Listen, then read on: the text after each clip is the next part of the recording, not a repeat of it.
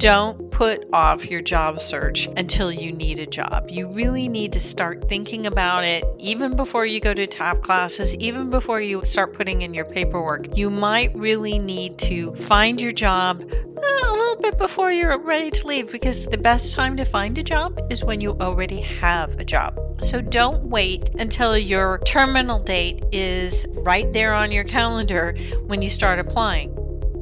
Hello, this is Ashley, your producer, and we've got a really good one for you today if you're a military listener. It's May, which means it is Military Appreciation Month, so a big shout out to everyone who has served, present and past. Thank you for your service. And without further ado, here's your hosts, Kathleen and Rachel.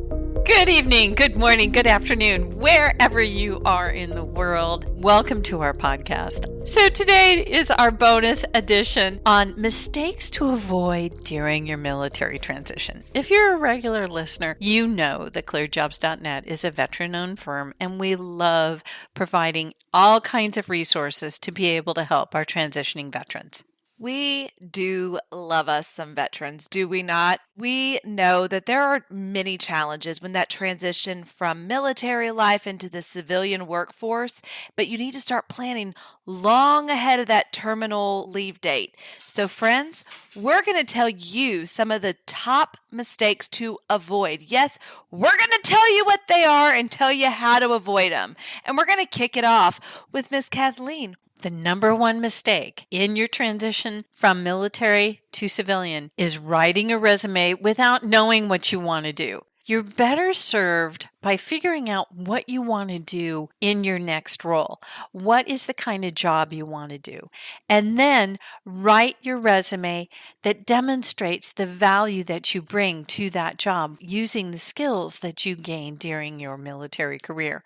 It sounds straightforward, but I've seen it time and time again where people don't have a clear idea what they want to do when they get out of the military.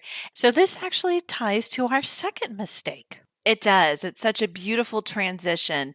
Friends, your resume is not a catch-all. So don't try to capture all of your experience in your resume. It's not a biography. It is not a laundry list. It is not an exhaustive list of everything you've done, everywhere you've been, every training that you've gone to. It should be future focused to get you that interview. And it should be focused on what you've accomplished, not just what you've been responsible for. And I'm sure, Rachel, that you've seen some resumes that try to include everything, including the kitchen sink. And that happens for both our veterans and our civilian job seekers. But what can our listeners do to pare down their resumes? I have seen novels. I have seen Moby Dick in my ATS systems before.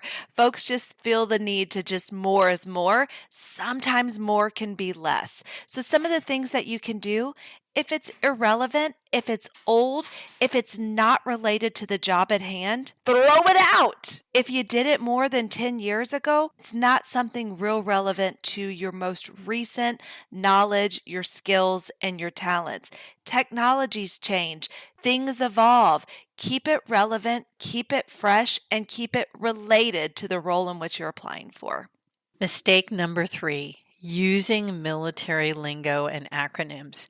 I'm sure you remember when you first joined the military and you didn't know the lingo and you were very confused. Now you're getting out and you need to get back to speaking in civilian terms, especially on your resume, but also when you're networking and when you're interviewing. Don't assume everyone that is in your hiring process, even if they say they're a veteran, even if they're in the government contract community, they're not all going to understand the military lingo that you're using. We're all different. We're all special. But when you were talking about that, Kathleen, it really reminded me of Taryn, our guest from Noblest, was sharing just a little bit about that candidate that was talking about in theater, and Taryn went immediately thinking they could share some reviews of some great Broadway musicals. But we know that's not what the candidate meant. That's not what it means in military. Yeah, case in point. However, some lingo you should pick up on is the terminology of your profession you want to work in. It might look like this. If you're a 35B or 35 Bravo in the Army, what does that equate to in the civilian sector? You don't want to be referring to 35B on your resume or an interview. Even if your interviewer is a veteran, they may be from a different branch. They may not be in the Army and probably don't even know what you're talking about. So definitely do your homework first. What are other mistakes that our audience should be looking out for? Number 4 is probably one of my favorites. That mistake is trying to talk about the salary requirements without doing your homework. Job seeker salary expectations have grown astronomically over the past couple years. So it's important to make sure that you're researching and that your expectations are valid and they're in the realm of possibilities. Payscale.com, Glassdoor, LinkedIn Salary, Salary.com, and other professional associations are really good places to start that research.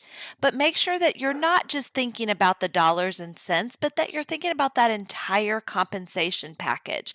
There's going to be things like extra vacation time, or maybe healthcare coverage, or other important intrinsic benefits that really make up for that day in, day out paycheck dollars that you may feel look a little different from role to role. And again, it's always important to find where the mute button is when you're on a virtual interview. Tricky. Very tricky place, very tricky thing. It's also important to understand in the cleared community that we have labor categories. So salary is really driven by the labor category that you fall into. The flexibility with that number really depends on the contract. So you may do your research and you may decide you come up with this number, but also do your research as to what the labor category is. If you're interested in learning more about that, you might want to check our episode with Amy Rao of Shield Consulting. She did a really great job of explaining how labor categories work and how you can incorporate that research into your overall job search strategy. You know, sometimes you might run into a situation where there's not quite as much wiggle room when it comes to the salary. So, this is where a lot of times companies are going to come in with more flexibility with benefits. So, what level of health care are they offering you? Does it cover all of your family members? How many vacation days will they be giving to you? Is there flexibility in the work schedule? All of those are important considerations. Remember, we really are focused on that life work balance. So make sure all of those benefits work for you and your life. What's next, Kathleen? Mistake number 5, saying you'll go anywhere. It doesn't make you a very attractive prospect because it can raise some really red flags. If you're in Virginia and you apply for a job in Texas, be prepared to say why you're going to go there. You have family there, you have a good network there. Hiring someone is a risk assessment. And we talk about this a lot on our Military Monday episodes with Bob Wheeler, that when someone is hiring you, they're really looking at a risk assessment. And so they need to understand your motivations. Why do you want to go work in a specific place? So it's really important that you say why you want to go work someplace or why you want to move. Rachel, what's our next mistake? It's that thing that we all love to do because we think we're really good at it, procrastination. Do not, friends, wait until your military exit to start networking. Networking starts today. No. It started yesterday, right? No matter how long it is before you plan to separate, make sure that you're thinking with the end in mind and really getting out there, networking, building those connections, all of those different pieces. How do you build that network, you might be asking? Well, go to those professional conferences, go to meetings, go to places where the folks that are doing that type of work or in that profession are going to exist. And dare I say, get out on social media. You carry the banner when it comes to networking, Kathleen, especially when it comes to recruiting. Yes, this is something that I talk about a lot, is that any job seeker should really have a network of recruiters. We always have someone that we look to for our restaurant recommendations or our travel or, what kind of car we're going to get. Well, our jobs are a very important part of our life, yet we don't have networks of recruiters.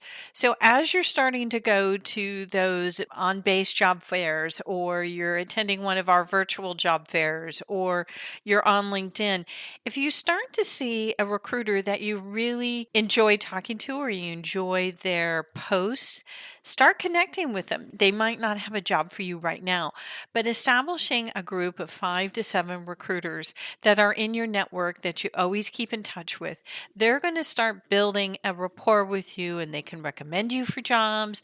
If they see a job that comes across their desk that they think would be a really great fit, they'd be able to call you. So realize that throughout your entire career, you're always going to have a network of recruiters that you can rely on. Please, that is one thing that you definitely have to start working on. Mistake number 7 is waiting too long to apply for positions. And this is something that a lot of people sort of have real frustration about within the community, because one recruiter will say 6 months, and another recruiter will say 18 months, another recruiter will say a year. As you said earlier, Rachel, we all procrastinate. So please don't put off your job search until you need a job. You really need to start thinking about it even before you go to top classes, even before you start putting in your paperwork. You might really need to find your job a little bit before you're ready to leave, because something that I always hear people saying, the best time to find a job is when you already have a job. So don't wait until your terminal date is right there on your calendar when you start applying. Start about 3 to 5 months out to get the conversations going with hiring managers, with recruiters. Start doing your research, do your strategy, where you want to go, what you want to work on. Start your sort of interviewing so that you can get that, confidence built, because that's really important. Rachel, if you're a recruiter looking to fill particular positions, when do you want to start talking to a transitioning military personnel? I think that's a fantastic question, and it kind of blends in with your earlier ideas and suggestions and recommendations about building that network of recruiters. Each one is going to give you something a little bit different or have their different opinions. But really, when you think about it, it's about that 90-day mark is when most companies are really going to start considering you for the position. There's different factors that go into it. There can be lengthy interviews, there can be background processes, there can be all sorts of different things. So really about that 90-day mark, it's kind of testing the water. You don't want it too hot, too cold. You want it just right. And that 90-day mark feels just about right. But, Kathleen, I'm not just going to give you an opinion here. I'm going to give you another mistake to avoid. And that mistake is mistaking activity with progress. What do we mean by this? Are your actions you're taking moving your job search forward? So oftentimes folks just think, well, if I'm just going out there and getting stuff done, I'm progressing, I'm moving forward. Nope, you're just getting steps on your Fitbit right now telling me that I'm walking. You're not making progress in your career journey. So if you don't understand the civilian job search hiring process, you might just be unproductive. If you're not getting traction, stop. Think about what you're doing. Maybe something needs to be massaged. Maybe you need to take a step back. Maybe you need to lean into that network of recruiters to talk about what can you maybe do different. Sometimes no words mean maybe you need to use different words. Definitely. So that wraps up our list of mistakes that you want to avoid in your military transition. But let's also throw in some bonus terms with our bonus episode here on let's clearing up some terminology that you may be hearing in the recruiting process and in government contracting that would help folks better understand the cleared hiring process better. So the first term that I think that people need to really understand is prime contractors versus subcontractors. It's helpful to have an understanding of who the primes and subs are if you're going into a career within the cleared community.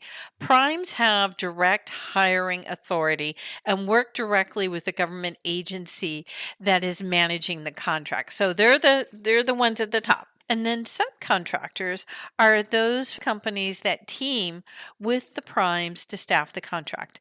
Though there is often an extra level of hiring approval needed with this, leadership positions often go with the prime contract versus the subcontract. So understand that if you're looking for a leadership role, you really want to talk to the prime on the contract versus the sub. Subs sometimes have a little bit more flexibility with the benefits, but the primes are the one where your leadership jobs are going to come through. Thank you for sharing that. I think that is an important distinction there and just kind of where those conversations should lead to.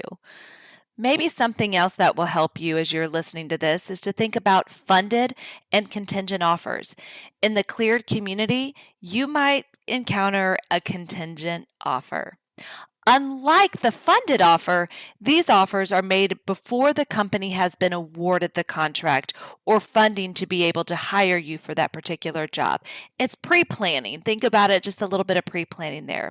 This could happen when a company is bidding on that government contract. They want to ensure that they have the people ready to go, so when the contract is executed, hot dang, it's time for action there. So this will also help them in winning the contract. Don't stop looking for work if you've accepted a contingent offer. The contingency is that they do get the contract. So things could happen and they may not get the contract. So make sure that you're prepared and fully understand what a contingent offer might look like. I think another group of terms that a lot of people don't understand, and I really want to make sure our listeners who are doing a transition understand that, it's the difference between the recruiters, sourcers, and hiring managers. In your job search, you will come across people who have these various different titles. Sometimes one person is all of them, and sometimes in a company there will be individuals who are this. So first is hiring manager is not a title. It is a person with the ability to hire, but recruitment is not their specialty or even their everyday job. They are a manager who is doing other things. They are just the person who is also responsible for hiring for a particular open position. Another title is sourcer, and a sourcer, all they're responsible for is building the pool of candidates so that the company knows that there is this group of candidates available. The recruiter is the person who engages and qualifies the candidates and works with the hiring manager to fill the role they're recruiting for. So depending on the size of the company, as I said, all of these positions may be rolled up in one, but the recruiter is definitely the person that is going to be your advocate and the person that you want to build the relationship with. Too many times people tell me that they want to go straight to the hiring manager. Please don't do that. That's going around the recruiter, and the hiring manager is just going to send you back to the recruiter. So build the relationship with the recruiter, have the questions that you want to have asked, and also ask the recruiter how the process is supposed to go for you. What are the different things that you should be looking at during your overall job search process? I think that's great advice. And oftentimes, the recruiter is going to be the one that's most entrenched in understanding the company benefits. They're going to understand all of those important aspects of the company. So don't skip them, friends. It's just not nice. Well, hopefully what has been nice is learning a little bit more from our handy-dandy reference sheets of things to not do in the process, and then some of those tips and tricks about some words to completely understand through the process. We hope you'll follow us wherever you're listening from. Thanks for tuning in for this bonus episode. And remember, we're here to support you in your cleared job search, and rate, review, and subscribe to our podcast. Bye-bye.